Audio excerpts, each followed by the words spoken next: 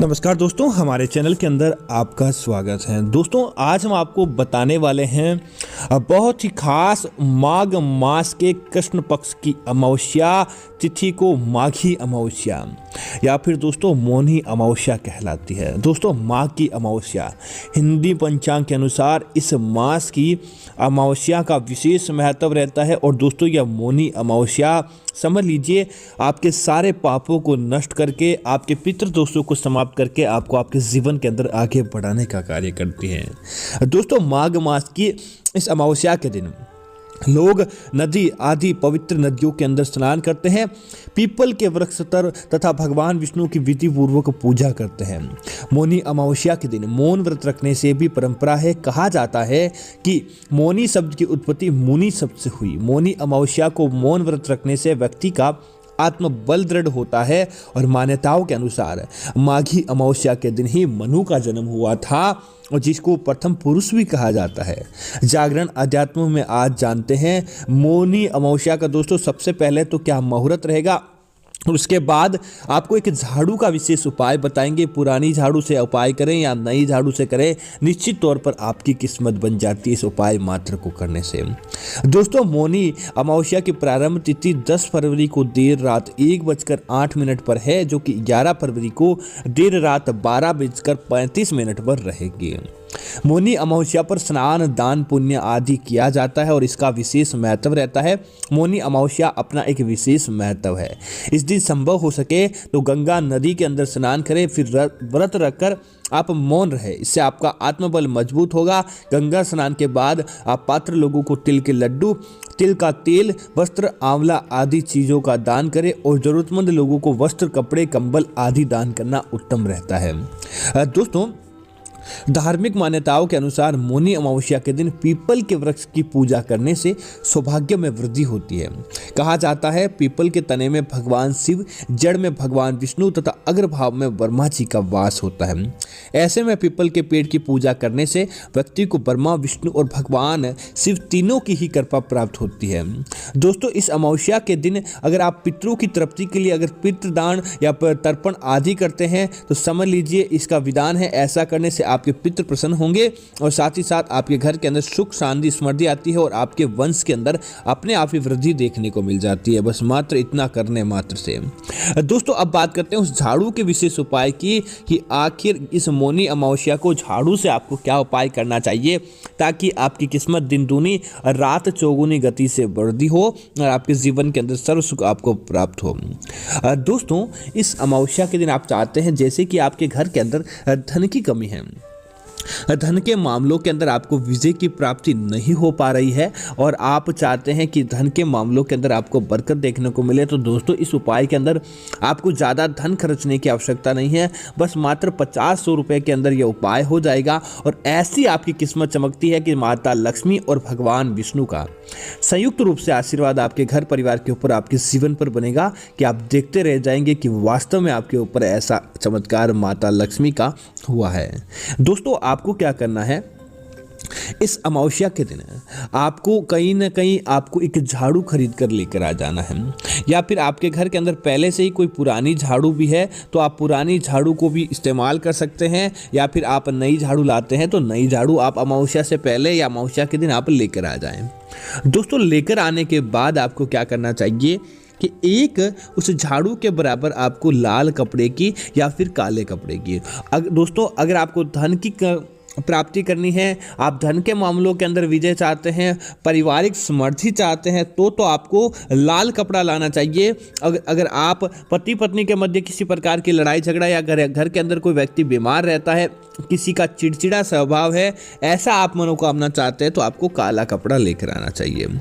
अब क्या करें, उसको लाकर आने के बाद आपको उस झाड़ू से उस काले कपड़े को लपेट लें। अगर पीछे का भाग आप पूरा नहीं बांध पाएं तो आगे का तो पूरा भाग आपको उस झाड़ू का बांध लेना चाहिए।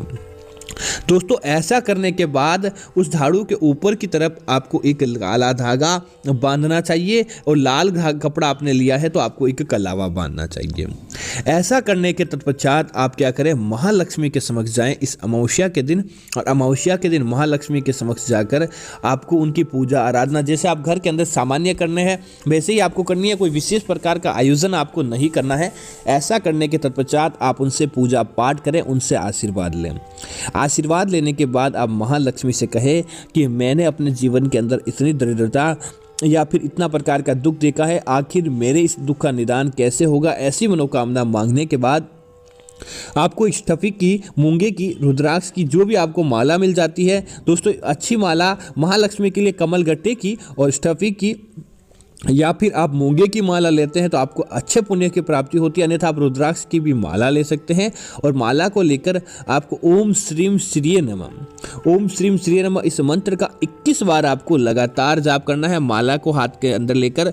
और माला के जितने मनके होते हैं उतनी अगर आप जाप कर लेते हैं, जैसे कि 108 मनकों की माला होती है, उसके आधे 54 मनकों की माला होती है। झाड़ू को नीचे रखकर उसके ऊपर आपको इस प्रकार से आप मंत्र का जाप कर लेते हैं तो दोस्तों देखते ही देखते आपके वह कार्य बनने लगते हैं, आपको उन कार्यों के अंदर सफलता की प्राप्ति होने लगती है। अब दोस्तों ऐसा उपाय करके उस झाड़ू को अपने हाथ के अंदर लें और कहें कि हे महालक्ष्मी, मैं इस धन को अपने घर के अंदर दबा रहा हूँ, इस धन को अपने घर के अंदर छुपा रहा हूँ। जब मुझे मेरे मनोकामना की पूर्ति होगी तब मैं इसको अपने आप ही आज़ाद कर दूंगा। ऐसा बोलकर दोस्तों आपको क्या करना चाहिए, उस झाड़ू को अपने घर के किसी गुप्त स्थान पर बिना किसी को कुछ बताए या बिना किसी को कुछ दिखाए उस झाड़ू को अपने घर के अंदर किसी गुप्त स्थान पर छुपा देना चाहिए। इस बात का ध्यान रखें कि आपके अलावा या आपके घर के सदस्यों के अलावा कोई भी इस छुपाए झाड़ू को देख नहीं पाए और किसी प्रकार का कोई भी क्वेश्चन न कर पाए। ऐसा करने के बाद आपको क्या करना चाहिए कि अगली अमावस्या तक या अगली पूर्णिमा तक दोस्तों बस इतना ही करना है। 15 दिन तक पूर्णिमा आती है और महीने के बाद अमावस्या आएगी। इनके आने के पहले अगर आपने जैसी मनोकामना मांगी है दोस्तों, निश्चित तौर पर आपको उस मनोकामना के अंदर सफलता की प्राप्ति हो जाती है। जो आपने मनोकामना मांगी है या माता से जो भी आपने परेशानी बताई है तो उस परेशानी का निदान होता है और आपकी वह मनोकामना पूर्ण रूप से पूरी होती है।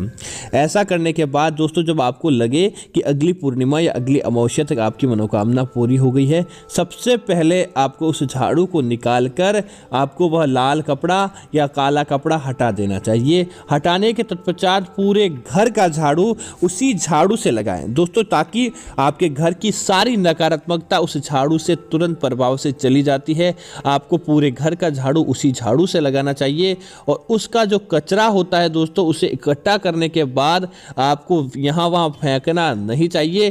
तुरंत प्रभाव से घर के मुख्य द्वार के दाईं तरफ आपको वह कचरा जला देना चाहिए।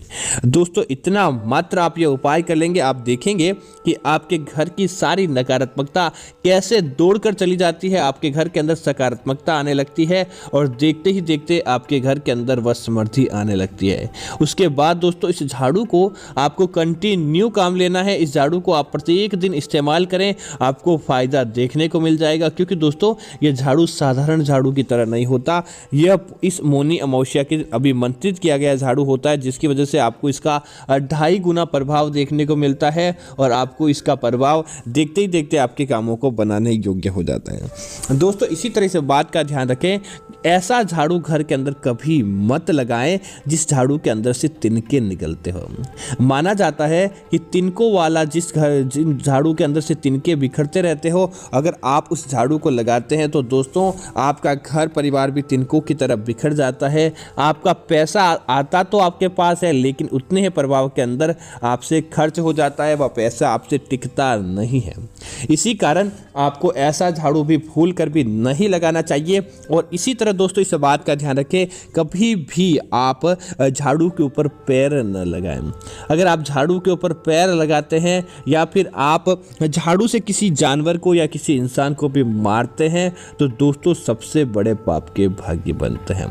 दोस्तों झाड़ू को लक्ष्मी का स्थान क्यों प्राप्त है, तो इस बात की अगर आप चर्चा करें तो दोस्तों जिस प्रकार झाड़ू घर के अंदर नकारात्मकता और गंदगी को फैलाता है, उसी प्रकार जब माता लक्ष्मी घर के अंदर रहती है तो घर के अंदर नकारात्मकता या फिर घर के अंदर अलक्ष्मी नहीं रहती है।